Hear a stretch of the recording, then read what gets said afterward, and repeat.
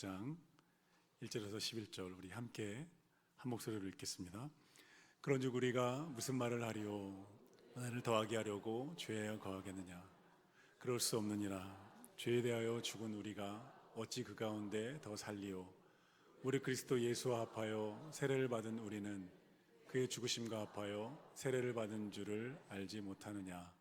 그러므로 우리가 그의 죽으심과 합하여 세례를 받음으로 그와 함께 장사되었나니 이는 아버지의 영광으로 말미암아 그리스도를 죽은 자 가운데서 살리신과 같이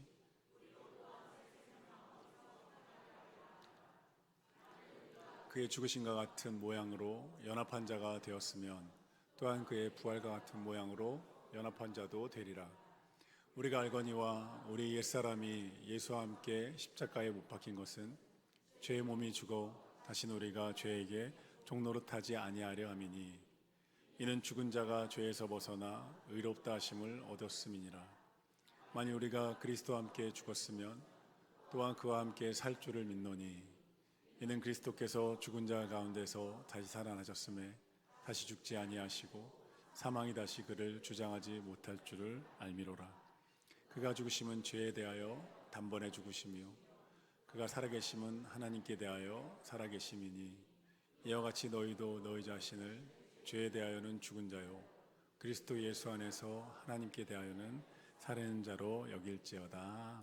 아멘. 네, 오늘 말씀 십자가의 영성 시리즈 말씀을 한 2주 정도 함께 여러분과 나누겠습니다. 과거에 나는 죽고 새로운 나로 태어나다. 한번 따라해 보시겠어요? 과거에 나는 죽었고 새로운 나로 태어났습니다. 기독교의 신앙은 십자가입니다. 십자가라는 열쇠를 꽂아야 하나님이 보이고 내 인생의 수수께끼가 풀리고 또 세상의 거짓들이 폭로됩니다. 여러분, 아무리 거대한 저택에 살아도 방들 문이 잠겨 있다면 아무 소용이 없는 거죠. 누릴 수 없는 거잖아요. 그런데 키를 가지고 열면 그 방을 내가 마음껏 누릴 수 있게 됩니다. 인생에 대해서 세상의 철학과 심리학과 수많은 종교들이 열쇠를 써보지만 사실 인생이라는 문과 수수께끼가 열리지 않습니다. 그런데 십자가라는 마스터키를 꽂으면 하나님이 보이고 인생의 문이 열리고 내가 누구인지를 알게 되는 그런 역사가 나타나게 되는 줄로 믿습니다. 고린도서 1장 18절에 보면요, 십자가의 도가 멸망하는 자들에게는 미련한 것이요 구원받는 우리에게는 하나님의 능력이다, 이렇게 말씀합니다. 여러분, 세상은요 우리에게 성공해야 행복하다, 소유해야 대접받는다, 높은 자리에 올라야 한다라고 온갖 필터를 입힌 왜곡된 사진들을 보여주죠. 그런데 여러분, 십자가라는 열쇠를 우리 눈앞에 딱 가져다 꽂는 순간에 그 세상의 그럴듯한 거짓말들이 다 민낯이 드러나고 폭로됩니다. 진실이 아니라는 거예요. 주인이 아니고 도구일 뿐이라는 거예요. 아무리 소중하고 중요한 것일지라도 내 인생에 생명을 줄 수 없는 도구에 불과하다는 것을 우리는 깨닫게 됩니다.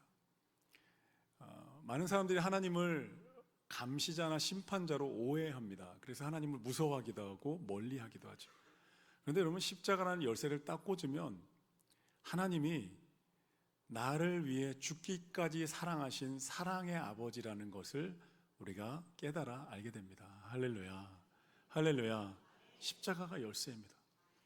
저 어릴 때 제가 상계동 옆에 있는 도봉동에 살았고요, 골목 안에 들어가면 작은 주택에서 살았어요.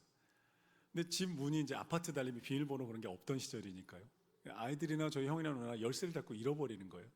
그래서 어머니가 어떻게 하셨냐면 안쪽에서 이렇게 주택 문들, 철문 이렇게 옆으로 띵 하면 틱 하고 열리잖아요. 그래서 거기다 끈을 묶어서 밑에 이렇게 내려서 문 오른쪽 한 켠에다가 이렇게 꺼내놨어요. 그러니까 열쇠가 없어도 막 놀다가 열쇠가 없네, 근데 못 들어가잖아요. 집에, 우리 집인데 빨리 들어가서 맛있는 거 먹어야 되는데 못 들어가면 문 밑에 있는 줄을 딱 당기면 틱 하고 열립니다.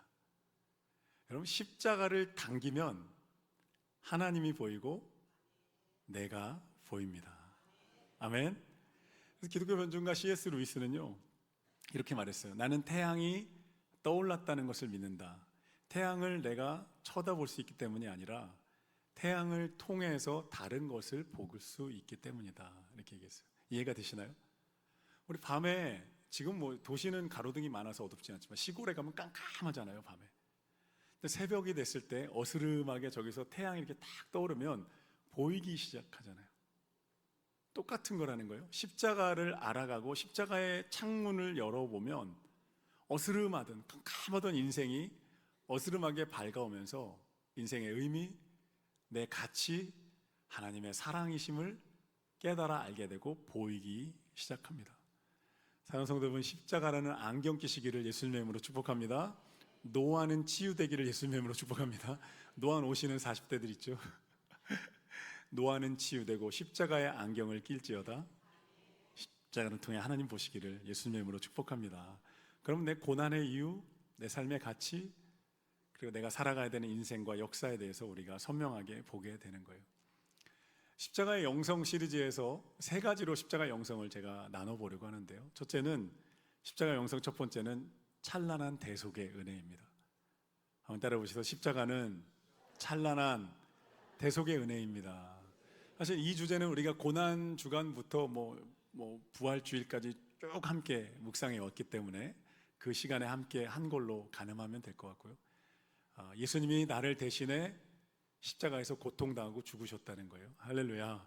예수님이 죽음당하고 예수님이 상처 입고 예수님이 고통당하고 예수님이 수치를 당하셨기 때문에 나는 그 수치와 상처와 고통과 죽음을 당하지 않아도 된다는 것이 대속의 은혜입니다. 이 십자가 영성의 가장 중요한 첫 번째이고요. 오늘 우리가 함께 나눌 주제 두 번째 십자가의 영성은 십자가에서 나의 옛사람은 죽고 그리고 나는 새로운 존재로 태어났다는 거예요.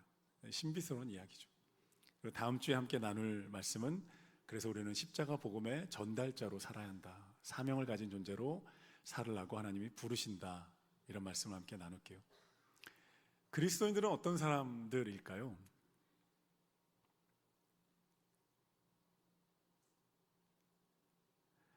그리스도인을 단순히 주일날 교회 문을 열고 성경책을 들고 오거나 헌금을 하거나 교회 여러 가지 봉사를 하는 외적인 모습으로 그리스도인을 정의할 수 없어요. 진정한 그리스도인은 자기 내면에서 나는 하나님 안에서 새로운 존재가 되었다, 이런 분명한 자의식을 가진 사람입니다.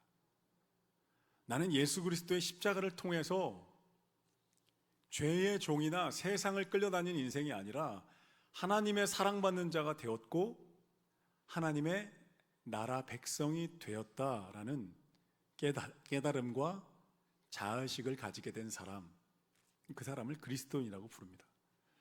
그래서 고린도후서 5장 17절에 보면 누구든지 그리스도 안에 있으면 새로운 피조물이라 이전 것은 지나갔으니 보라 새 것이 되었도다, 이렇게 말하잖아요.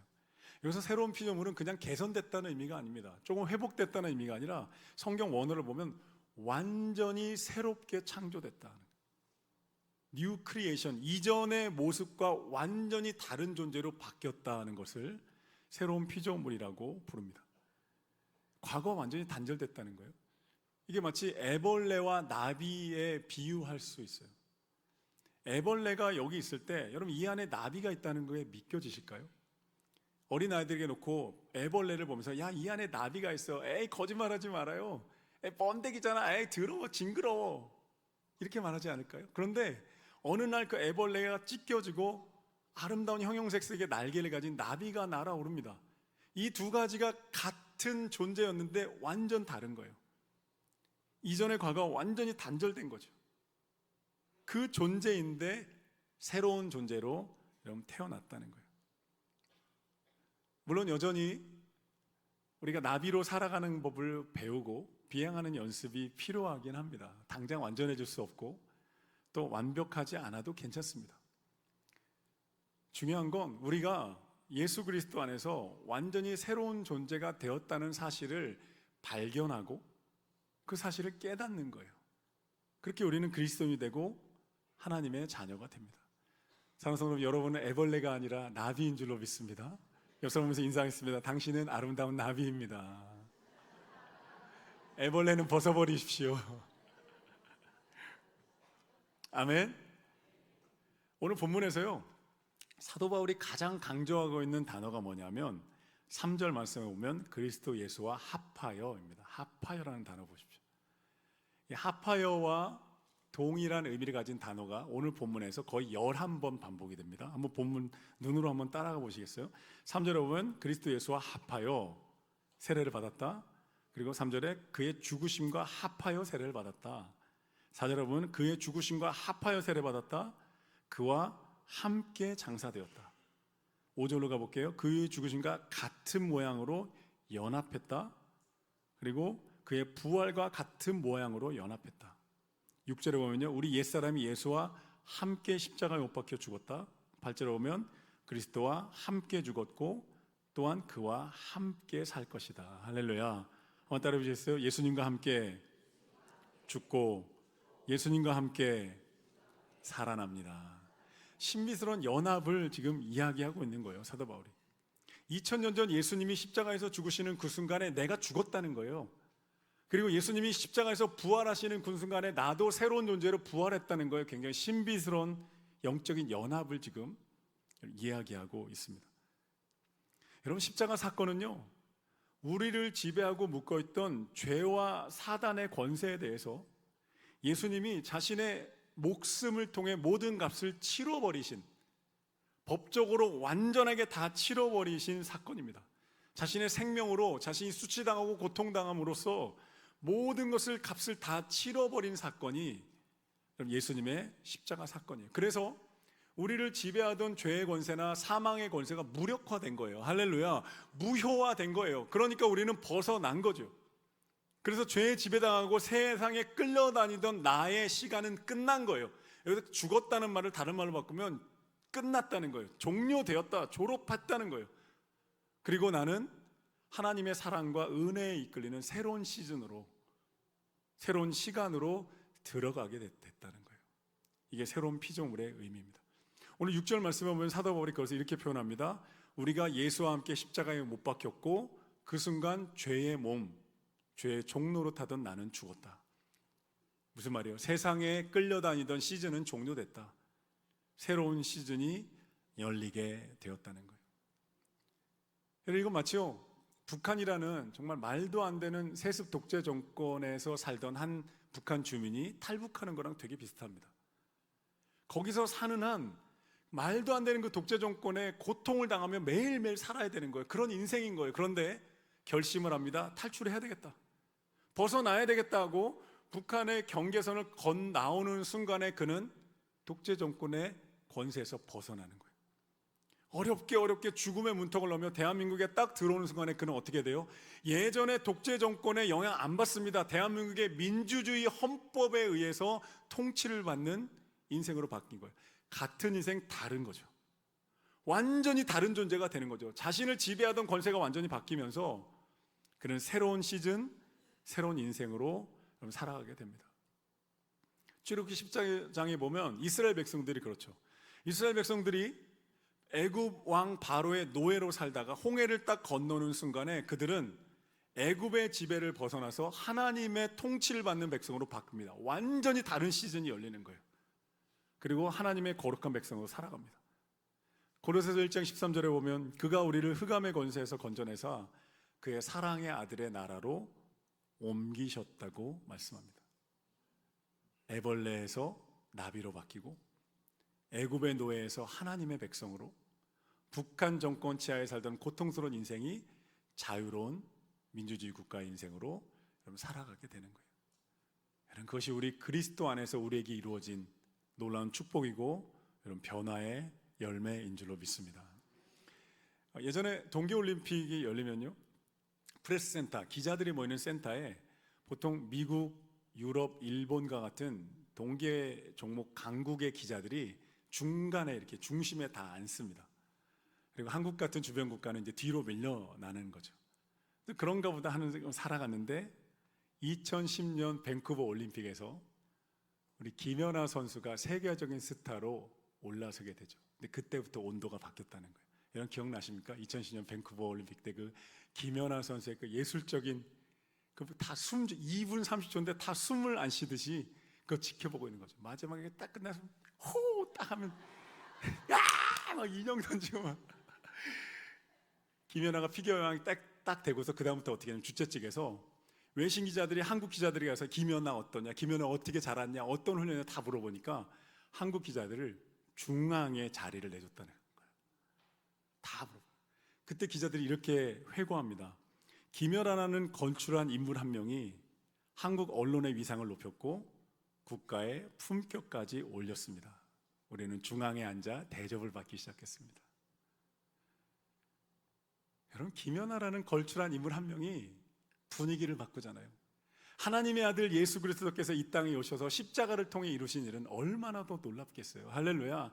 얼마나 우리가 몰라서, 우리가 발견하지 못해서 그렇죠. 예수께서 이루신, 하나님의 아들이신 이루신 일이 얼마나 놀랍고 깊고 넓겠습니까? 할렐루야.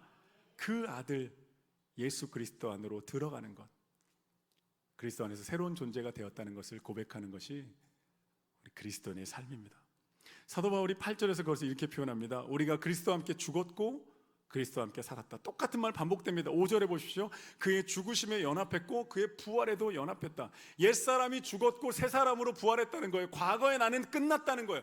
과거의 나의 시즌, 죄의 종으로 살던 시즌, 세상에 끌려다니던 시간들은 끝났고 이제 새로운 시간이 열렸다. 할렐루야. 하나님의 사랑받는 자녀로, 하나님 나라의 꿈을 꾸는 자로, 하나님께 쓰임받는 인생으로, 과거의 시간과 도저히 비교할 수 없는 새로운 인생으로 우리가 살기 시작했고 새로운 시간으로 들어갔다는 거예요. 너무너무 놀라운 이야기죠.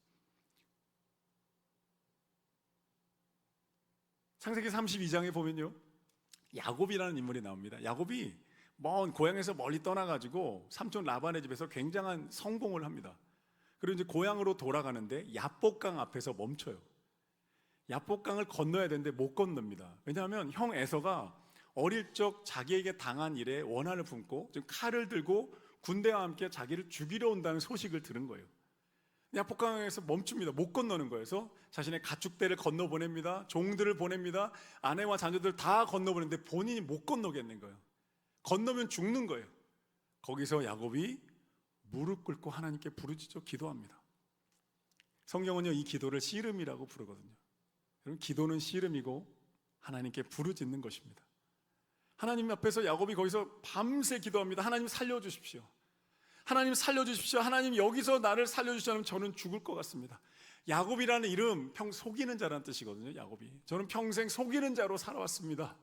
근데 여기서 형 에서에게 죽을 것 같은데 하나님 도와주시지 않으면 저는 죽습니다. 눈물로 부르짖으며 여러분 기도합니다. 밤새 기도해요. 그리고 새벽이 됐을 때 하나님이 야곱을 찾아와요. 그리고 야곱에게 이렇게 말씀하세요. 내가 오늘부터 너의 이름을 야곱, 속이는 자에서 이스라엘로 바꿔주겠다. 이스라엘은 하나님과 겨루어 이긴 자, 하나님이 대신 싸워주는 자라는 뜻이에요. 완전히 다른 인생으로 바꿔주세요. 무슨 말이에요? 하나님 말씀하신 거, 너가 야곱, 속이는 자로 살던 인생의 시간이 이제 종료됐다는 거예요. 문 닫았다. 오늘부터 너는 이스라엘로 살아가는 시간이 시작된 거다. 할렐루야. 과거에 너는 죽었고 너는 새로운 너로 오늘부터 살게 될 것이다. 이게 얼마나 놀라운 축복이에요.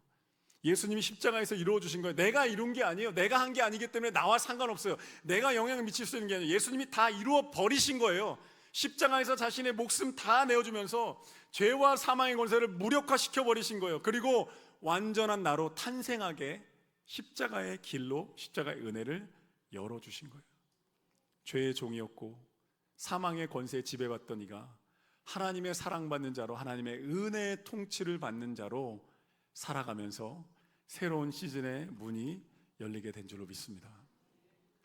제가 한 3년 전에 저희 대학교 동기가 저한테 전화가 왔어요. 저희 과에서 학생회장 맡았던 친구였고 저랑 되게 친했는데 제가 맨날 운동권의 괴수라고 불렀던 친구였습니다. 그런 친구들하고 되게 친했습니다. 놀려 먹었죠. 뭐 마르크스의 자본론이나 공산주의 이론을 가지고 대한민국을 더 좋은 곳으로 만들어 보겠다는 순수한 마음의 친구들이었어요. 운동권의 개수라고 제가 뭐 그쪽을 폄하하거나 또 편을 드는 건 아닙니다. 우리 교회는 정치 얘기하지 않습니다. 그런 의도가 아닙니다. 우리 교회는 정치에 치우치지 않고 복음으로 서는 교회입니다. 저랑 친해서 농담했다는 이야기예요. 오해하시면 안 됩니다. 근데 그 친구가 전화가 온 거예요. 전화하면서 전화했더니 그 친구가 성민아 너 목사 된 거 들었다. 야 목회 활동 잘하고 있냐? 그래서 잘하고 있어. 했더니 본인이 교회 나가기 시작했다는 거예요.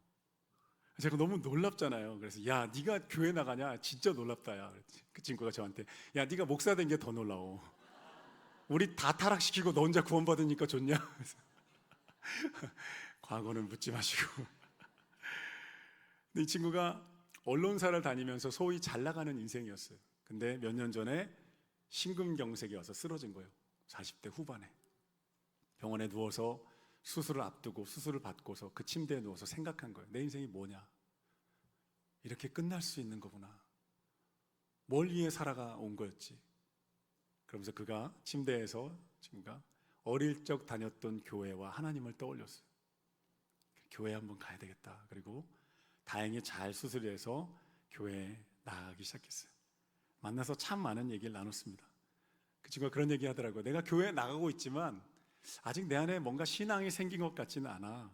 그런데 하나님이 분명히 내 인생을 멈춰 세우신 것 같다. 제가 격려했어요. 잘했다. 일단 다녀보다 보면 뭔가 너의 마음에 와닿는 게 있을 거야. 그 친구가 만약 내가 이렇게 살다가 세상 떠났으면 얼마나 허무했을까. 하나님이 멈춰 세우신 것 같아. 그렇게 이야기 나눴습니다. 그리고 얼마 후에 전화가 왔어요. 성민아, 나 예수님 영접했다. 할렐루야. 예수님 영접했고 저한테 이렇게 얘기하는 거예요. 우리 아버지가 암 말기이신데 아버지한테 예수님 전하고 싶은데 어떻게 하면 되냐. 만나자. 제가 복음 전하는 거 정리해주고 영접기도 딱 정리해서 알려줬어요. 이 친구가 얼마 후에 저한테 전화했어요. 아버지가 예수님 영접하고 돌아가셨어.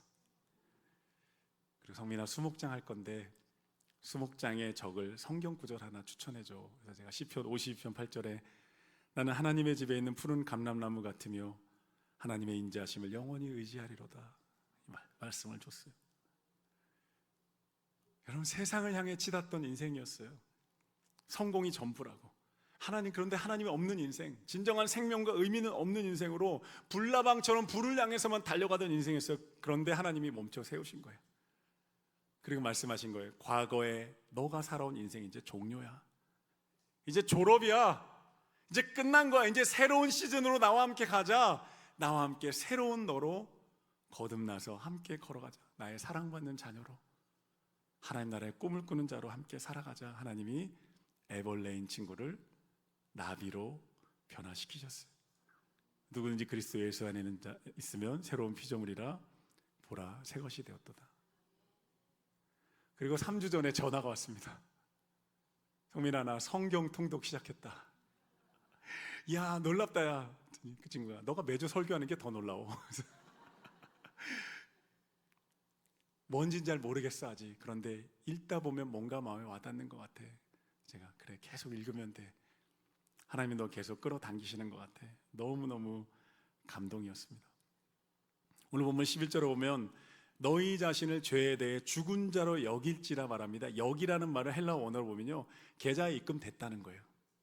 이루어진 거라는 거예요. 없는 걸 여기는 게 아니고 이미 이루어졌으니까 당당하게 살아라. 너의 과거의 시즌은 끝났다는 걸 알아라. 부족해도 흔들려도 여전히 미완성이고 상처와 죄 때문에 내가 아프고 여전히 부족한 나를 발견할지라도 너는 더 이상 애벌레가 아닌 거다. 너는 그리스도 안에 새로운 자 나비가 되었다는 거 믿어라. 십자가에서 주님이 이루셨다.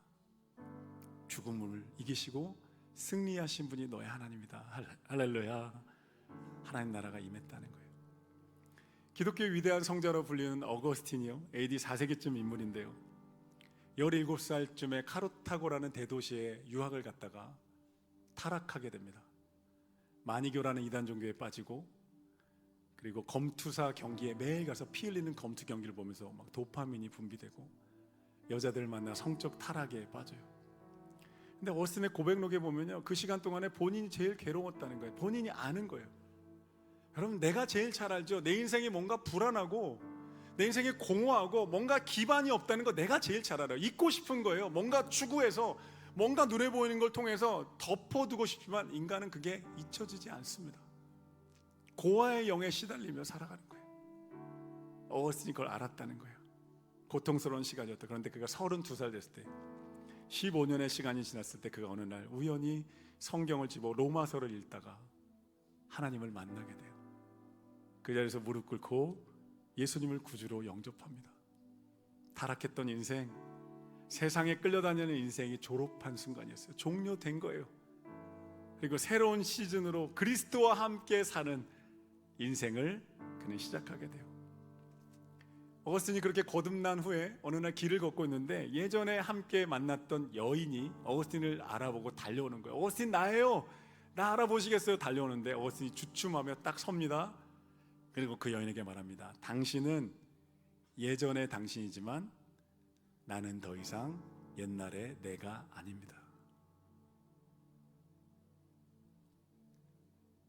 나는 더 이상 애벌레가 아니고 그리스도 안에 있는 나비가 되었답니다. 이 고백을 하는 거예요. 어거스틴이 오늘 로마서 6장의 말씀을 고백하는 거죠. 옛날에 어거스틴은 죽은 겁니다. 그 옛날에 살아오던 인생은 종료된 겁니다. 나는 새로운 시간으로 들어갔습니다. 그리스도 안에 있는 자로, 하나님의 사랑받는 자로, 하나님이 부르신 하나님의 꿈을 꾸는 자로 살아갑니다. 사랑하는 성도 여러분, 예수님을 구주로 영접하는 순간, 십자가를 여는 순간 우리는 하나님 안에서 완전히 새로운 존재로 변화됩니다. 아멘. 겉모습 똑같아요. 변화된 거 없는 것 같아요. 아니에요. 예수님이 십자가로 이미 다 이루신 거예요. 나는 법을 아직 배우고 있는 중일 뿐이에요. 사랑하는 성도 여러분, 그리스도 안에서 하나님의 사랑받는 자로 이번 한 주간도 승리하시고 풍성한 삶을 누리시고 십자가의 열쇠를 꽂아서 하나님과 나를 알아가는 은혜가 있기를 예수님의 이름으로 축복합니다.